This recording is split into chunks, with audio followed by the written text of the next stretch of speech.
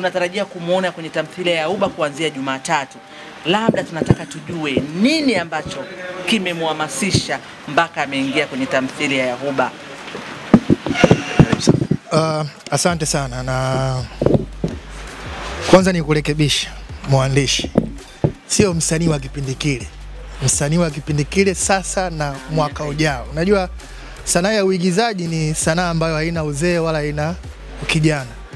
Ukiwa kijana utacheza kama kijana. Ukiwa baba utacheza kama baba. Ukiwa mzee utacheza kama mzee. Kwa hiyo mwisho wa kuigiza maana yake labda umefariki. Ngoja nirudi katika jibu lako la msingi, swali lako la msingi. Imefika wakati sasa wasanii kama wasanii tuweze kufanya collab, tuweze kushirikiana.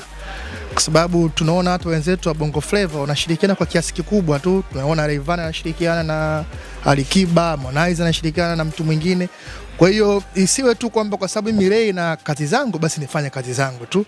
Kwa hiyo nilikaa Azizi director akanihitaji, tukakaa tukazungumza. Kwa hiyo nikaona jambo la msingi kuweza kufanya kitu kikubwa. Ushirikiano huu ndio tunaweza kuijenga hii industry. Kwa hiyo cha kufanya mimi niliamua na nilikubali, kwa sababu mimi sijawahi kucheza kazi ya mtu yoyote, lakini kutokana na ukubwa wa Uba na ukubwa wa director wa series hii, kwa nikabidi nimpe hiyo heshima yake kufanya kazi na yeye. Kwa hiyo nachotaka niwaambie Watanzania wote, mtegemee makubwa sana na mabadiliko makubwa sana ndani ya tamthilia kubwa hapa nchini ya Uba, ambayo inaruka siku ya Jumatatu, Jumanne na Jumatano.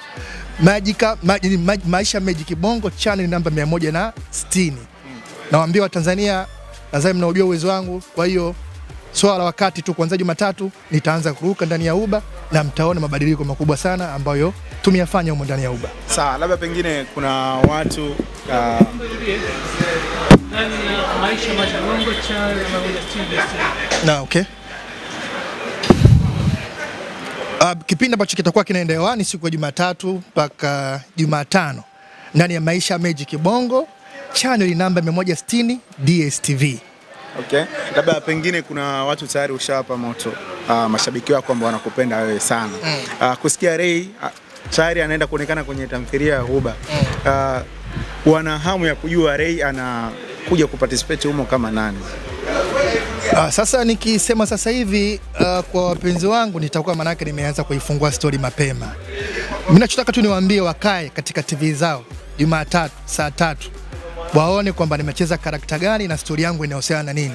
Okay. Nikiwaambia sasa hivi manake mtawapotezea hamu ya kuweza kuona, lakini humo ndani kuna vita kubwa ambazo nimezifanya na mzee mwenzangu mzee JB. Tumepambana sana humo ndani. Kwa hiyo wategemee vitu vikubwa sana kutoka kwangu na tamthilia nzima ya Uba. Sawa, wewe umekuwa ni producer kwa kipindi kirefu sana. Umekuwa ukiproduce, mnajitaji ile. Umekuwa maona wenyewe, ushawahi kuwa na tamthilia zako ambazo zinarushwa sehemu nyingine na nini? Yes.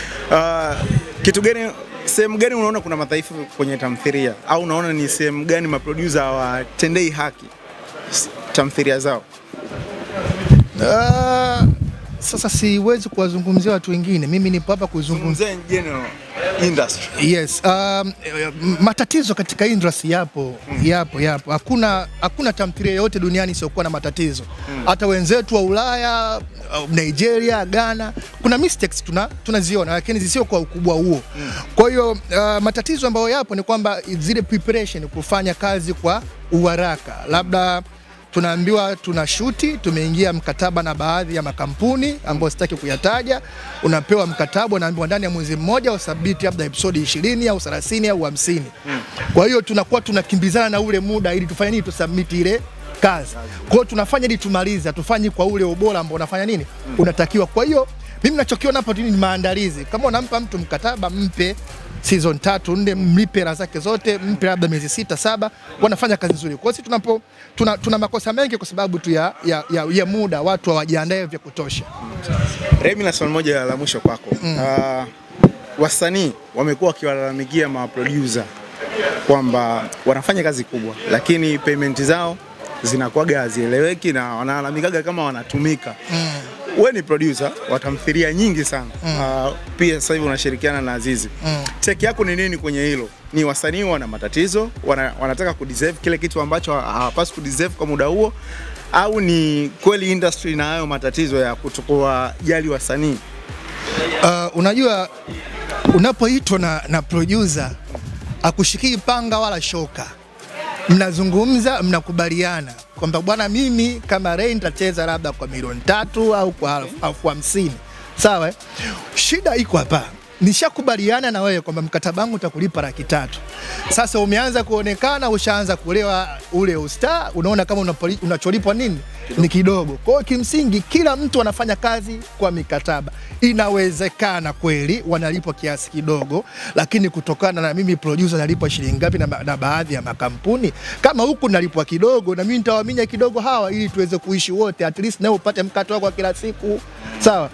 Na ndio maana kuna maproducer wengine wanawapigania wasanii kuwalipa vizuri ili waishi vizuri na wafanya kazi wakiwa comfortable. Unajua unapofanya kazi ukiwa umelipwa vizuri, maana unafanya kazi uko very comfortable. Unatoa energy yako yote ili kuwakilisha ile character ambayo umepewa na producer kufanya nini? Kuifanya. Sawa. Mimi naomba nikuulize swali hapo kwa sababu umesema kwamba sasa hivi mnaungana pamoja na Azizi. Lakini swali langu ni kwamba wewe ulikuwa unafanya kufanya kazi kweli ya mtu hata hivi kwenda ni wewe mwenyewe na kazi zako. Kwenye hili sasa utakuwa umeingia moja kwa moja au utafanya kwa Azizi kunaendelea na kazi zako? Swali zuri sana. Sisi kama maproducer kwanza tunashirikiana. Na siwezi kusema kwamba eti mimi ninavyocheza huba maana yake siwezi kufanya kazi zangu zingine. Hapana, ni kama JB anavyofanya. JB mbona na siri zake anaonyesha sehemu fulani na anacheza katika huba. Lengo ni kutaka kuinyanyua hii tasnia ya tamthilia. Kwa mimi niko katika na JB katika tamthilia moja, watu wanakuwa motivation kufanya nini? Kuiangalia ile si za wazee wamefanya kitu gani ndani ya hiyo tamthilia. Kwa hiyo si kwamba nipo huba nitaacha kufanya kazi zangu, hapana. Tumeamua kutengeneza joint venture ili kutengeneza kitu kikubwa tuweze kupandisha thamani ya hizi kazi zetu tunazofanya nini? Tunazozifanya. Sawa. Naamini kuna vigezo ambavyo unaangalia kabla ya kuingia kwenye tamthilia kwa maana kuigiza pia. Nataka nifahamu vitu gani ambavyo kuvutia hasa kwenye tamthilia ya huba na una wish pia na wewe kwa sababu umeanza tayari watu wavitegemea kutoka kwako. Niongezee pia hapo kabla hujaingia kwenye tamthilia ya huba, kabla hujaitwa na producer Azizi, kuna siku lishawahi kukaa ukatamani kuwa mmoja wa member wa tamthilia ya huba? Nianze na swali la kwanza. Uliniuliza kwamba niza vipi? Kwa nini huba? Ni vitu gani ambavyo umevitazama? Okay. Kwanza ni tamthilia ambayo ina flow. Inakuvutia kuiangalia, uchoki kuiangalia. Sawa. Na kwa nini nilikubali? Nimekubali kwa sababu kwanza niliangalia story nataka nini. Niliangalia nitacheza karakta gani. Je, na mtu anayekuja kuniongoza kwa sababu mimi ni director. Anayekuja kuniongoza ni mtu wa aina gani? Kwa hiyo nikaona kama ni mtu ambaye anakuja kuniongoza ni mtu makini na nikakubali, na ni mtu mgumu sana mimi kuongozwa na mtu mwingine yoyote. Lakini nikiona una uwezo fulani wa kuniongoza basi nitakuwa niko chini yako. Umenielewa? Kwa hiyo nimeona kwanza kuna wasanii wazuri, wasanii ambao wanajielewa, wasanii wenye nidhamu, wana act vizuri. Nikamwona Mzee JB naye pia kwenye hii series yupo, nikasema lazima itakuwa hii ni kazi. Na mimi naiangalia sana. Kwa hiyo nilikuwa navutiwa na siku labda hebu na mimi siku moja nijiunge katika huba niweze kucheza, nioneshe ule uwezo wangu na wewe tuweze kupandisha hii tasnia yetu na tuipeleke mbele na zaidi. Hilo ndio kumcheki before. Nani? Nani producer? Director mara nyingi nazungumza ni mtu wangu na ni rafiki yangu, nilipokuja katika huba tumezidi kwa marafiki. Kwa hiyo tunazungumza tukikutana, yeye yuko busy na kazi zake, mimi niko busy na kazi zangu. Tukikutana coincidence tunajenga, tunazungumza. Kwa hiyo tunakutanaga mara kwa mara lakini sio kwa sana kama sasa hivi. Mimi ningetamani JB afike hapa na yeye. Unajua nyinyi washikaji wa muda mrefu mmefanya muda mrefu kwa pamoja, natamani aongelee kwanza furaha ya wewe kupitia huba na jinsi gani mtakavyokamua wakati mtakapokutana pamoja. Na uzuri tumekuta JB yuko kwenye setting hapa. Kwa hiyo nafikiri ndio sawa. Okay, wakati JB anakaribia kufika na swali moja. Ndio. Sasa kuna sababu iliyopita umepost Instagram page yako kwamba jana usiku wa kuamkia leo niliota ndoto ambayo si hata sio kimoja siku itakuwa na masikitiko na vilio vingi. Sijajua ni sio gani. Wengi wametafsiri kama ni dongo unawapiga kwa wale wapinzani au kulikuwa na maana gani? Mimi nilijiandikia tu. Unajua unapokuwa unaandika jambo lolote ni hisia tu zinazokuongoza kuandika. Sasa wewe utavotafsiri utajua wewe utatafsiri vipi. Mimi nimeandika tu kwamba siku ya Jumapili sijajua kuna tukio gani na sijataja kisiwa gani. Kuna vilio na huzuni vitakuwa kwa wingi sana baada ya watu kuondoka na mwali wao. Sasa sijajua lakini ni kitu gani. Haya basi, okay. Kaka JB, karibu. Tunataka tujue kwanza furaha yako kwa kupokea rafiki yako mtu ambaye umefanya kazi kwa muda mrefu, kuzungumzia watu ambao wamefanya kazi kwa umakini kabisa vizuri na kwa pamoja uwezo kumwacha kumzungumzia Ray kwa JB. Sasa yuko ndani ya Uba pamoja na wewe. It goes without saying kwamba Ray is one of the icon Bongo movie.